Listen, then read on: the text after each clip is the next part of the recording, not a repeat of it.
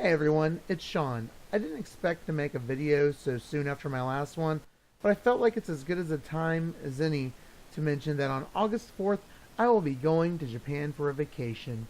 Yay, vacation! 10 days in Japan. It's going to be awesome.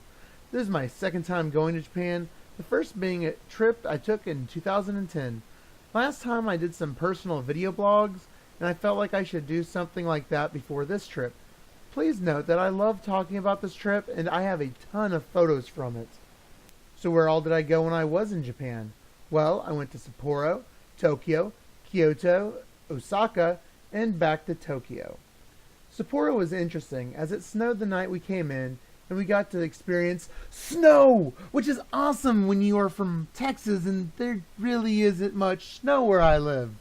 I also think I remember one of my friends saying that they thought they felt a small earthquake that morning.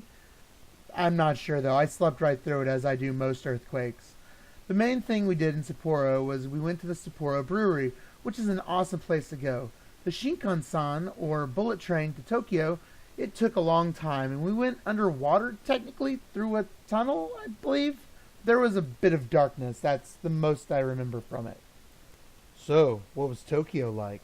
Well, we rode a roller coaster that went through a building. It was called the Thunder Dolphin, and it was on our way to our hostel.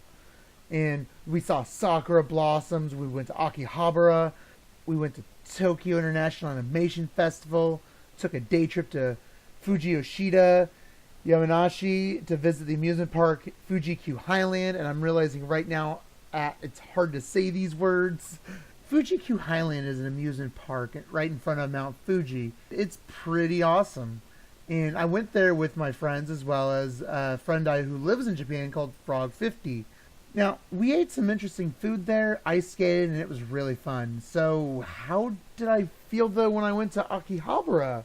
Well, I'm going to let past Sean explain how he felt in 2010 in Akihabara. Okay, I'm in here in Akihabara. It's not a Sunday.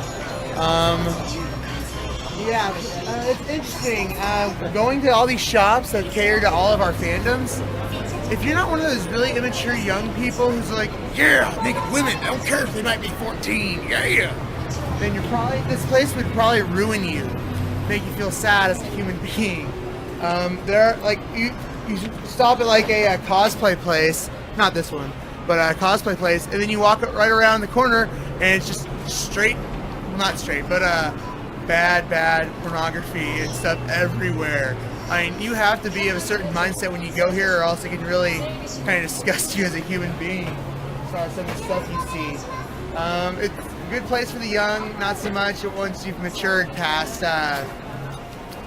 teenage, mid-20s, But yeah, Akihabara, woo! Huh. I guess I was pretty jaded back then. We also went by the Imperial Palace, Sunshine City. Dang, we did a lot in Tokyo. Our next stop was Kyoto. We spent less time there, but it was really pretty. One of the pretty places that we went to was Sanjo Sengendo. And, oh man, so they have all these ancient statues of their gods, and it's one of the biggest, they have the most there, and I just want to put out there no photos from me here because no flash, of course, and stupid Baka Gaijin, there were people taking photos with their flash on, and that was super disrespectful. Please don't do that if you ever go to Sanjo Sengendo. One of the things we did while we were in Kyoto is, well, we left it. We went to Osaka for a day trip, and it was a little dirtier than I was expecting. It was fun going to, but for the first time ever in Japan, I was like, huh, is that litter? That's weird. One of the reasons we went to Osaka was to visit Amerikamura. This was my first time to see the Statue of Liberty. It's much smaller than I thought it would be, and on top of a building. This place is supposed to be Americatown, but it really didn't feel that way. Especially since the Gaijin are still, the minority here. It's mostly for more intense fashion and an interesting trip, but skippable. We then went back to Tokyo for one last day. We shopped around Akihabara, and it was like a homecoming. Now, one thing that I forgot to mention is that when we came to Japan, the cherry blossoms, or sakura blossoms, they bloomed a week early, so they were there when we first came into Tokyo on the train, and they fell as we were leaving. It was like pink snow. Seeing the sakura blossoms was one of the most beautiful things I had ever seen in my entire life, and I get emotional just thinking about them.